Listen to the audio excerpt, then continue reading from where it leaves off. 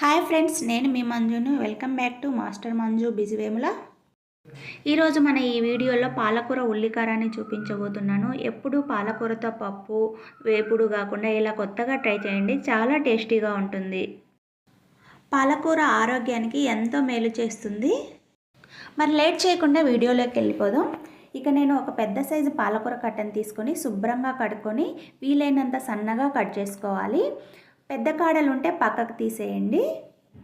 చూడండి, ఈ విధంగా చాలా సన్నగా కట్ చేసుకొని పక్కన పెట్టుకొని తర్వాత ఒక మిక్సీ జార్ తీసుకొని ఇందులోకి నేను 3 మీడియం సైజ్ ఆనియన్స్ని ఇలా చిన్న ముక్కలుగా కట్ చేసుకొని వేసుకున్నాను. ఒక 10 వెల్లుల్లి రెబ్బలు, కొద్దిగా చింతపండు, మీ స్పైసీకి తగ్గట్టు కారం వేసుకొని మెత్తగా గ్రైండ్ చేసుకోవాలి. ఈ విధంగా మెత్తగా గ్రైండ్ చేసుకొని పక్కన పెట్టుకుందాము. స్టవ్ మీద ఒక ప్యాన్ పెట్టుకొని అందులో 3 స్పూన్స్ ఆయిల్ వేసుకొని ఆయిల్ బాగా వేడెక్కాక అందులో ఆవాలు, మినప్పప్పు, శనగపప్పు, కొద్దిగా జీలకర్ర వేసి వీటిని కాసేపు ఫ్రై చేసుకున్నాక అందులోకి కాస్త కరివేపాకు, క్రష్ చేసుకున్న కొన్ని వెల్లుల్లి రెబ్బలు వేసి దోరగా వేయించుకోవాలి. ఇవి బాగా ఫ్రై అయ్యాక అందులోకి మనం ముందుగా ప్రిపేర్ చేసి పెట్టుకున్న ఉల్లికారాన్ని ఇందులో వేసి మంచిగా ఫ్రై చేసుకోవాలి.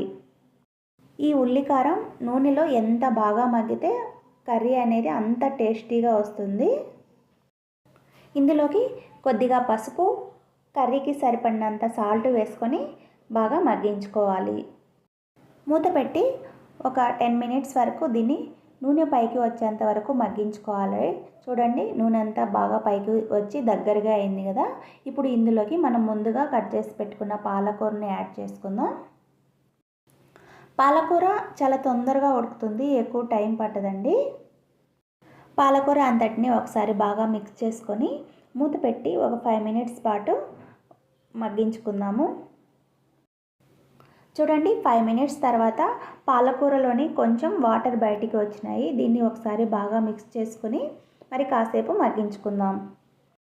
ఆల్మోస్ట్ పాలకూర కూడా ఉడికిపోయిందండి. ఇప్పుడు ఇందులోకి మనం 1 స్పూన్ ధనియా పౌడర్, 1/2 స్పూన్ జీలకర్ర పొడి వేసి ఒకసారి బాగా మిక్స్ చేసుకొని ఈ ఆకుతో పాటు ఈ పొడులని బాగా మగ్గించుకుందాం.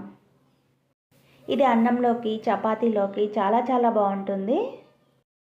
అన్నంలోకి ఎక్కువ కర్రీ పట్టదండి, ఇది కొంచెం కలుపుకుంటేనే సరిపోతుంది. ఈ ఉల్లికారం ఆయిల్లో ఎంత బాగా మగ్గిస్తే అంత టేస్ట్ వస్తుంది కూర. మీకు కనుక ఈ వీడియో నచ్చినట్లయితే ప్లీజ్ లైక్ చేయండి, షేర్ చేయండి, సబ్స్క్రైబ్ చేసుకోవడం మర్చిపోవద్దు. Thanks for watching friends.